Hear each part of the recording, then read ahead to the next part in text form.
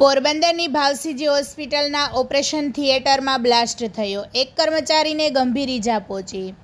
પોરબંદરની સરકારી ભાવસીજી હોસ્પિટલમાં આવેલા ઓપરેશન થિયેટર ખાતે ઓટોક્લેવ વર્ટિકલ મશીનમાં અચાનક બ્લાસ્ટ થતાં હોસ્પિટલના એક કર્મચારીના હાથમાં ગંભીર ઈજા થઈ છે।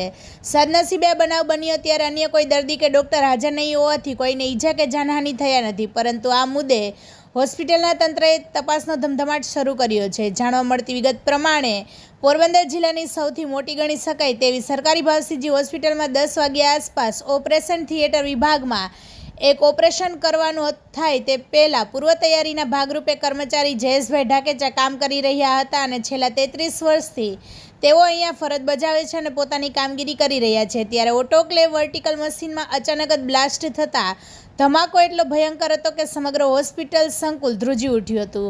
ઓટોક્લેવ બ્લાસ્ટ થતાં કર્મચારી જયેશભાઈ ઢાકેચા હાથના ભાગે તેમને અત્યંત ગંભીર ઈજા થઈ હતી, તેથી પ્રાથમિક સારવાર આપ્યા બાદ એક્સરે કરાવ્યો હતો અને MRIની પણ કાર્યવાહી થઈ હતી। બનાવની જાણ થતાં હોસ્પિટલનું તંત્ર દોડતું થઈ ગયું હતું અને સિવિલ સર્જન સહિત ઉચ્ચ અધિકારીઓ ત્યાં દોડી આવ્યા હતા તથા કયા કારણોસર આ ઘટના ઘટી છે તે અંગેનો તપાસનો ધમધમાટ શરૂ કર્યો છે। પોરબંદરની સરકારી ભાવસીજી હોસ્પિટલના પહેલા માળે ઓપરેશન થિયેટર આવેલ છે, ત્યાં ઓટોક્લેવ વર્ટિકલમાં બ્લાસ્ટ થયો ત્યારે તેનો અવાજ અને ધડાકો મુખ્ય રસ્તા પર આવેલા ચર્ચ સુધી અને ભૂતનાથ મહાદેવના મંદિરમાં દર્શન કરતા શ્રદ્ધાળુઓએ પણ સાંભળ્યો હતો। સરકારી ભાવસીજી હોસ્પિટલમાં સીલિંગ તોડીને બ્લાસ્ટ થયો તે દુર્ઘટનામાં વર્ટિકલ ઓટોક્લેવ મશીનમાં જે ગરમ પાણી ઉછળ્યું હતું તે કર્મચારી જયેશભાઈ ઢાકેચાની આંખમાં પણ ઉડ્યું હતું, તેથી તેની આંખનો પડદો ડેમેજ થયો છે કે નહીં તેની પણ તાત્કાલિક તપાસ કરાવવામાં આવી હતી। ઓપરેશન થિયેટરમાં અનેક મશીનરી હોય છે, તેમાં ઓટોક્લેવ વર્ટિકલ ઇન્સ્ટ્રુમેન્ટ શું હોય છે તેની માહિતી આપતા જાણીતા એનેસ્થેટિસ્ટ ડૉક્ટર કમલભાઈ મહેતાએ જણાવ્યું હતું કે હોસ્પિટલના ઓપરેશન થિયેટરમાં ઓપરેશન માટે વાપરવામાં આવતા સાધનો જંતુમુક્ત બનાવવા માટે ઇન્સ્ટ્રુમેન્ટનો ઉપયોગ કરવામાં આવે છે અને મોટી સ્ટીલની ટાંકી કુકર ટાઈપની હોય છે, જેમાં વરાળનું પ્રેશર આવે છે, તેના લીધે સીટી પણ વાગે છે, જે કુકરમાં વાલ્વ ખરાબ થઈ જાય અને બ્લાસ્ટ થાય તે રીતે આ ઘટના ઘટી હોવાની શક્યતા છે। પોરબંદરની સરકારી ભાવસીજી હોસ્પિટલમાં ઓટોક્લેવ વર્ટિકલ મશીનમાં બ્લાસ્ટ થયાની જાણ થતાં હેલ્થ એજ્યુકેશન એન્ડ ચેરિટેબલ ટ્રસ્ટના ચેરમેન રામદેવભાઈ મોઢવાડિયા સહિતના આગેવાનો તાત્કાલિક દોડી આવ્યા હતા અને હોસ્પિટલના અધિકારીઓએ ઘટના કઈ રીતે સર્જાઈ તેની માહિતી આપી।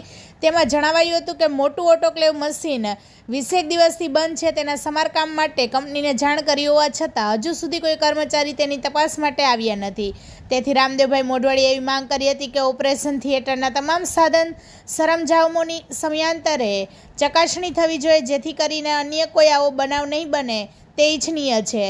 પોરબંદરની સરકારી ભાવસીજી હોસ્પિટલના ઓપરેશન થિયેટરમાં આવેલ ઓટોક્લેવ વર્ટિકલ મશીનમાં ધડાકો એટલો જોરદાર થયો હતો કે તે સ્ટીલની કોઠી જેવા મશીનના ઢાંકણ ધડાકાભેર ખુલી જતા POPની છતમાં મોટા ગાબડા પડી ગયા હતા।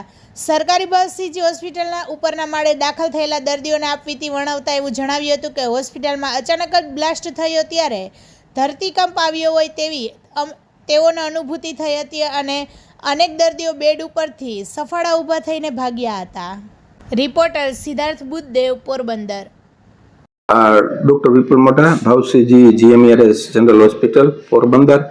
આજરોજ સવારના ઓપરેશન માટે ઓટોક્લેવ કરતા હતા ત્યારે ઓટોક્લેવનું એક અમારું મશીન છે એ કોઈ આકસ્મિક ટેકનિકલ ખામીને કારણે ફાટતા તેમાં જે ઓટોક્લેવ વર્ષોથી ઓટોક્લેવ કરે છે તે જયેશભાઈ ઢાકેચા, જેને ડાબા હાથના ખભામાં ઈજા થયેલ છે અને તેના બોડી ઉપર ગરમ પાણી ઉડતા અને આંખમાં પાણી ઉડતા સામાન્ય પ્રાઇમરી બર્ન્સ થયેલ છે આંખમાં અને બોડીમાં।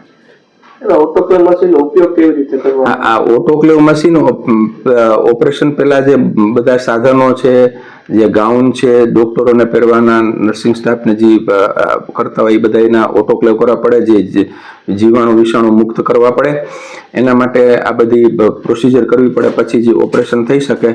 તો એ બધી પ્રક્રિયા ચાલુ હતું તો સડનલી જ કોઈ આકસ્મિક ટેકનિકલ ખામીના કારણે બ્લાસ્ટ થયેલ છે। હોસ્પિટલમાં કેટલા ઓટોક્લેવ મશીન હાજર છે? કેટલા ચાલુ? અત્યારે અમારી પાસે ઓટોક્લેવ મશીન 3 છે, જેમાંથી એક 5.2 છે, એક હમણાં ટેકનિક કંઈ ખામી છે એના એન્જિનિયરને બોલાવેલા છે અને એ આજરોજ આવવાના છે।